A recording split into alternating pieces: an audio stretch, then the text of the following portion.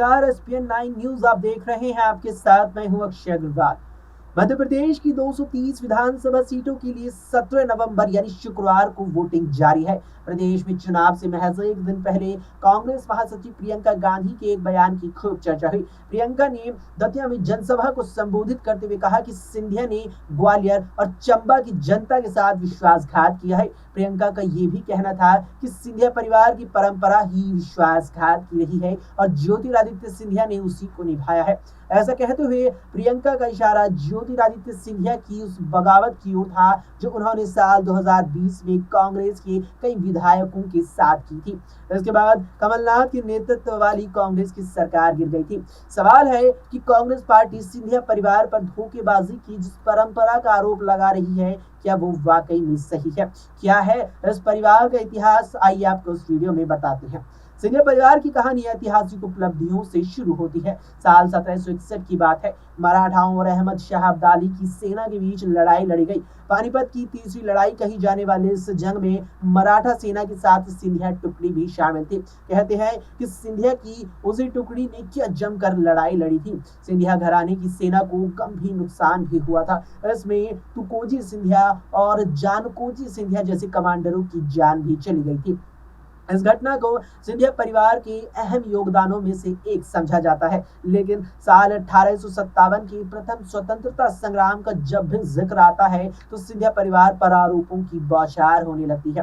दरअसल हुआ ये था कि जब भारतीय क्रांतिकारों ने ब्रिटिश इंडिया के खिलाफ विद्रोह किया था तो ज्योतिरादित्य सिंधिया के पूर्वज जियाजीराव सिंधिया ग्वालियर के शासक हुआ करते थे।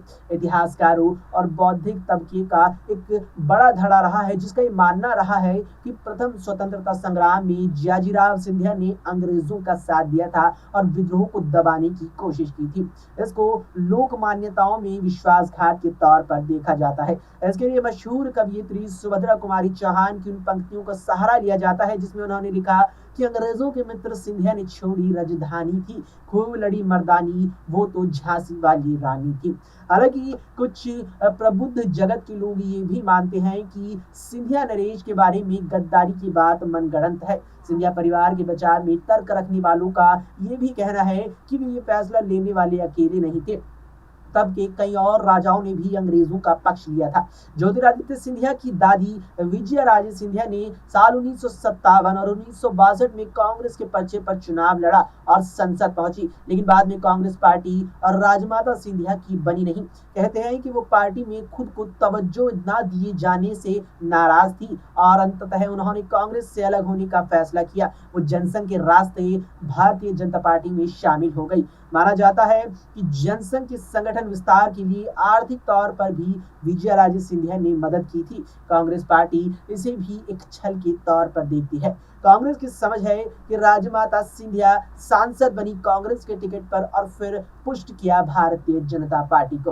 हालांकि यहाँ भी एक ट्विस्ट है। विजयाराजे सिंधिया तो कांग्रेस से अलग होने के बाद भारतीय जनता पार्टी के साथ आगे की राजनीति यात्रा तय कर रही थी, लेकिन उनके बेटे और ज्योतिरादित्य सिंधिया के पिता माधवराव सिंधिया ने आपातकाल के बाद मां से अलग राजनीति पारी खेलने का फैसला किया। 1972 में जनसंघ के टिकट पर ग्वालियर सीट से चुनाव आने वाले माधवराव ने 1984 का चुनाव भाजपा के टिकट पर लड़ा और जीवन के आखिर तक वे कांग्रेसी ही रहे।